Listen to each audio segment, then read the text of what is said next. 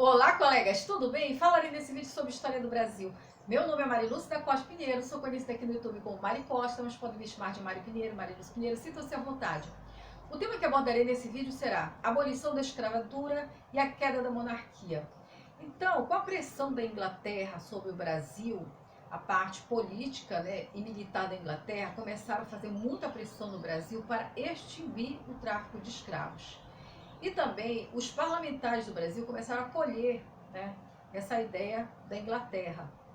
Então, segmentos políticos, progressistas decretaram uma lei, que era a lei de 4 de setembro de 1850, a lei Eusébio de Queiroz, que dizia que era proibido o tráfico de escravos, eles poderiam prender os traficantes e deportar do Brasil. Então, essa lei, ela foi o suficiente para começar a reprimir, a exploração, do tráfico de escravos.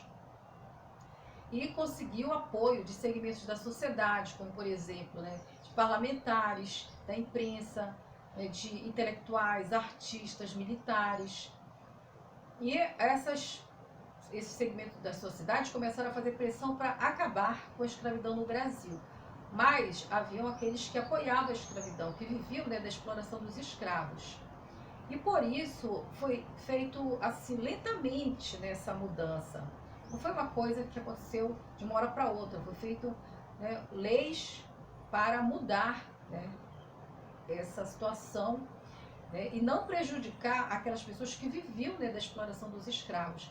Vamos ver a seguir leis que foram feitas nesse sentido. Lei do Ventre Livre, 1871. Declarava livres todos os filhos de escravos nascidos no Brasil.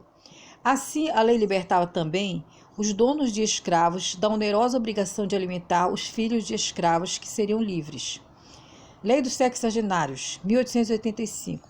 Declarava livres os escravos com mais de 65 anos, o que significava libertar os donos de escravos da inútil obrigação de sustentar alguns raros negros velhos que conseguiram sobreviver à brutal exploração de seu trabalho. Com leis desse tipo, que não resolviam o problema da escravidão, os proprietários de escravos conseguiram ganhar tempo e adiar ao máximo a abolição final. Somente em 13 de maio de 1888, com a Lei Áurea, promulgada pela Princesa Isabel, a escravidão foi extinta no Brasil. A libertação do negro. Depois da Lei Áurea, a situação social dos negros continuou extremamente difícil. Não tinham dinheiro para trabalhar por conta própria. Não tinham estudo para conseguir um melhor emprego. Não tinham qualquer ajuda do governo. Muitos dos escravos ficaram trabalhando nas mesmas fazendas em que já estavam. E nelas, o negro continuou sendo explorado de maneira cruel e desumana. Os antigos proprietários de escravos não tratavam os negros como cidadãos livres e dignos de respeito. Um século depois da abolição da escravatura no Brasil, ainda pesa sobre o povo negro a triste herança de mais de 3 séculos de escravidão. Quem fez a abolição? A luta política pelo fim da escravidão é conhecida como Campanha Abolicionista. Participaram dessa luta muitos intelectuais, jornalistas, políticos e escritores, como Joaquim Nabuco, José do Patrocínio, Raul Pompeia, Luiz Gama, Castro Alves, etc. Mas a abolição não foi obra só desta elite de intelectuais. O fim da escravidão era uma exigência do capitalismo industrial e do desenvolvimento econômico do país. E, na prática do dia a dia, ninguém mais lutou ou resistiu à escravidão do que os próprios negros escravos. A queda da monarquia e o nascimento da república. Então, a crise do Império Brasileiro foi resultado de fatores políticos, sociais e econômicos que juntos levaram importantes setores da sociedade a uma mesma conclusão. A monarquia precisava ser substituída por um novo sistema de governo que estivesse mais adaptado aos problemas da época. Então, a crise do Império, ela foi marcada por várias questões que favoreceram a proclamação da República. Dentre essas questões, temos questões abolicionistas, republicanas, militares, religiosas. Vamos ver cada uma dessas Questão questões. abolicionista. Os senhores de escravos, principalmente do Vale do Paraíba e da Baixada Fluminense, não se conformaram com a abolição da escravidão e com o fato de não terem sido indenizados pelo governo. Sentiram-se abandonados pela monarquia e acabaram também por abandoná-la. Passaram a apoiar a causa republicana. Por isso eram chamados republicanos do 13 de maio, porque esse dia é a data da Lei Áurea. Questão republicana. As ideias republicanas faziam parte de diversos movimentos históricos, como a Inconfidência Mineira, a Conjuração Baiana, a Revolução Pernambucana, a Confederação do Equador, etc. Contudo, só a partir de 1870 o movimento republicano ganhou uma formação mais sólida e concreta. Nesse ano foi lançado no Rio de Janeiro o Manifesto Republicano, que em um dos seus trechos afirmava: "Somos da América e queremos ser americanos". Isso significava que, no continente americano, o Brasil era o único país que mantinha o regime monárquico. 3 anos depois do aparecimento do Manifesto Republicano, foi fundado o Partido Republicano Paulista, na Convenção de Itu, em São Paulo. Esse partido era apoiado por importantes fazendeiros de café de São Paulo e contava com seguidores do Rio de Janeiro, em Minas Gerais e no Rio Grande do Sul. Questão religiosa. Desde o período colonial, a Igreja Católica era uma instituição submetida ao Estado, pelo regime do padroado. Isso significava, por exemplo, que nenhuma ordem do Papa poderia vigorar no Brasil, sem que fosse aprovada pelo imperador. Ocorre que em 1872, Dom Vidal e Dom Macedo, bispos de Olinda e de Belém, respectivamente, resolveram seguir ordem do Papa Pio IX, punindo irmandades religiosas que apoiavam os maçons. Bula Sílabus. Dom Pedro II, influenciado pela maçonaria, decidiu intervir na questão, solicitando aos bispos que suspendessem as punições. Como estes se recusassem a obedecer ao imperador, foram condenados a 4 anos de prisão. Em 1875, os bispos receberam o perdão imperial e foram colocados em liberdade. Contudo, o império foi perdendo a simpatia da Igreja Católica. Questão militar. Depois da Guerra do Paraguai, o exército brasileiro foi adquirindo maior importância na sociedade. Entretanto, o governo monárquico teimava em não reconhecer essa importância, pois até então não precisava do exército para se manter no poder. Nas decisões políticas, o poder dos civis era enorme em relação aos dos militares. Por isso, o Brasil tinha um exército esquecido, mal organizado, mal instruído e mal pago, como afirmou o historiador Eduardo Prado. Inconformados com a situação, cresceu nos oficiais do exército o desejo de ser tratado com mais dignidade e de possuir voz mais ativas na vida pública. Esses oficiais acreditavam no patriotismo do exército como meio para promover a salvação nacional. Os ideais republicanos contagiaram os oficiais, divulgados por homens como o coronel Benjamin Constant, professor da Escola Militar do Rio de Janeiro. Entretanto, o descaso que os tradicionais políticos civis do Império tinham pelo exército não se modificava. Importantes oficiais eram punidos por suas atitudes públicas quando denunciavam a corrupção ou manifestavam contra a escravidão.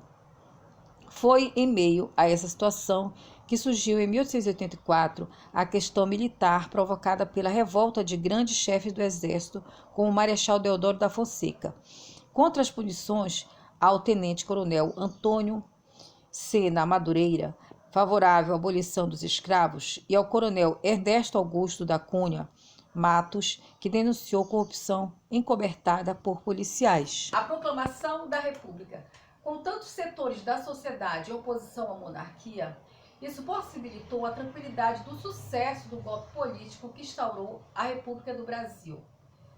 O governo do Império, mesmo que tardiamente, sabendo da situação difícil que se encontrava pelo isolamento da monarquia, decidiu enviar para a Câmara dos Deputados uma proposta, um programa de reformas políticas que constavam coisas como liberdade religiosa, liberdade de ensino e de aperfeiçoamento, autonomia para as províncias, mandato temporário para senadores, mas esse programa de governo chegou tardiamente, porque no dia 15 de novembro de 1889, o Marechal Deodoro da Fonseca, ele toma a frente das tropas de revoltados e se ocupa o quartel-general do Rio de Janeiro. E assim ele instaura um governo provisório da República dos Estados Unidos do Brasil. Dom Pedro II, ele estava em Petrópolis, mas ele recebeu no dia seguinte uma respeitosa carta solicitando que ele e sua família se retirassem do Brasil. Então, assim se deu, a proclamação da República do Brasil. Vamos ver a seguir um texto de reflexão sobre o fim do Império. O fim do Império. A história do Segundo Reinado nos fornece evidentes provas de que as instituições imperiais representavam um passado incompatível com o progresso do país. A questão dos escravos é disto o principal exemplo. Diante dessa questão, o Império não fez outra coisa que não adiar sua solução, marcava passo enquanto a nação avançava rapidamente. Quando o governo imperial decidiu resolver a questão dos escravos, o problema já estava praticamente solucionado. Muitos senhores já libertavam seus escravos. Em outros lugares, os negros abandonavam em massa as fazendas. O ponto crítico da história imperial situa-se entre os anos de 1851 a 1860. Nesse período, as forças políticas conservadoras e progressistas se entrechocavam. Havia duas grandes alternativas para o Império. A primeira seria promover reformas radicais, como Senado temporário e eletivo, extinção do poder moderador, substituição do trabalho escravo pelo trabalho livre, abolição da Guarda Nacional, presidente das províncias eleitos por elas mesmas, etc. A segunda seria manter o estado de coisas e ficar no passado.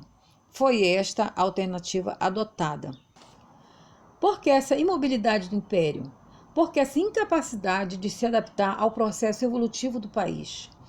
O governo imperial estava baseado em instituições ultrapassadas, em uma política conservadora que impedia sua evolução.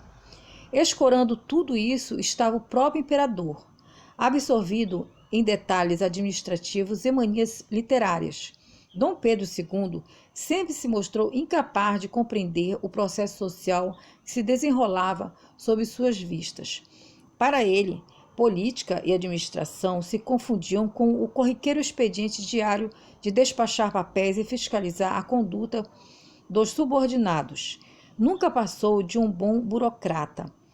Apavorava tudo quanto fosse mudança. Temia tudo quanto significasse marchar para a frente. Os últimos 10 anos do Império foram de completa decomposição. Quando o ministro Ouro Preto apresentou seu imenso programa de reformas, já era tarde demais. O Império agonizava. Uma simples passeata militar foi suficiente para lhe arrancar o último suspiro. Então, gente, vocês gostaram desse vídeo que eu falei sobre a abolição da escravatura e a queda da monarquia? Se vocês gostaram, cliquem em gostei, se inscrevam no meu canal, façam comentários. Não esqueça de ativar o sininho. Beijos para vocês e até a próxima.